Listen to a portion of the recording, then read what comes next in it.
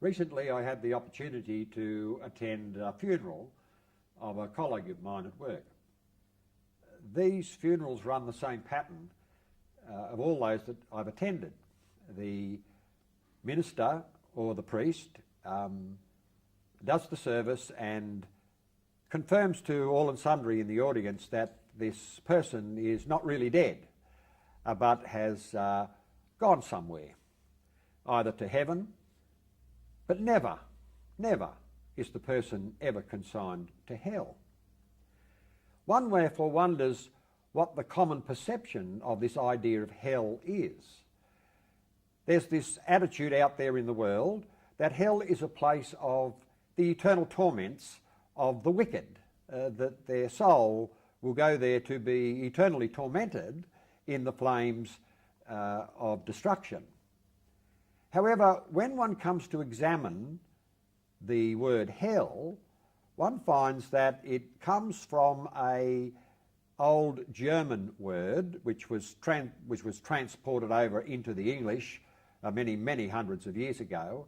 The word hell had the meaning of a covering. Now that's very common even in today's language. A person who thatches a roof was called a hellier. A person who wore a type of thing upon their head to protect themselves, they wore a helmet. And the word therefore has that basic meaning, to cover. So that when the ancients used the word hell, it meant a covered place, somewhere where the person or the thing was out of sight. However, when we come to today's time, the word hell is constantly associated with the idea of the place where the wicked go to be tormented. Now in the Hebrew language, the word which we find translated hell in our King James Version comes from the Hebrew word Sheol. And the word is translated in three different ways in the Old Testament. It's either translated as hell in a very few cases. Most cases it's translated by the word grave or the word the pit.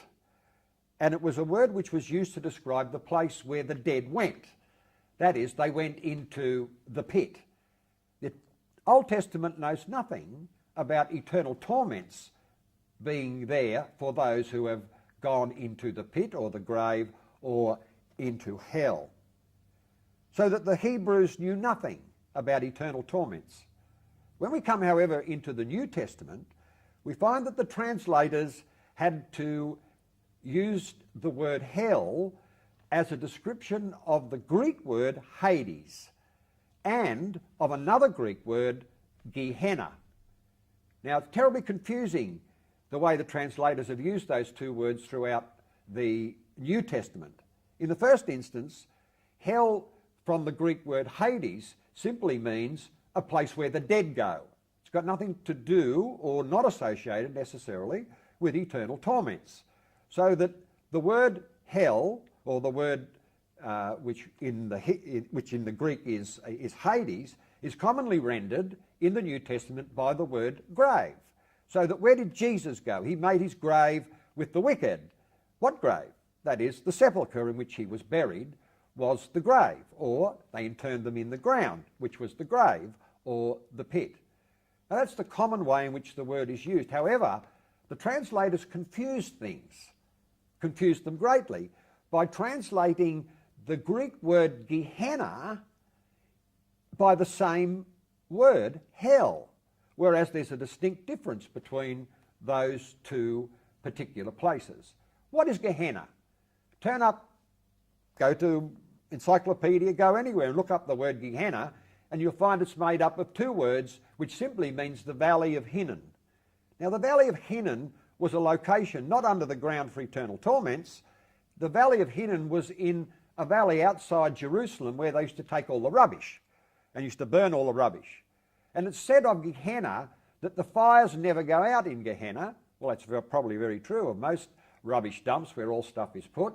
And as well as that, the worms in Gehenna never die, meaning that there's constant usage by the worms to turn the rubbish into different things, so that we can see that when one reads the New Testament and sees in there the word hell, we need to check and make sure which of the two words is being used, because all the expressions in the New Testament that relate to fire and to judgment in hell are the words that's used in relation to the Valley of Hinnom. So if you wish to find out exactly what the word hell means, the best place to go is to your Bible. Read the passages and check the places where hell is used to see whether or not it's the word for the grave, or it's the word which is used to tell us about the Valley of Hinnom. Get your Bible out and read it.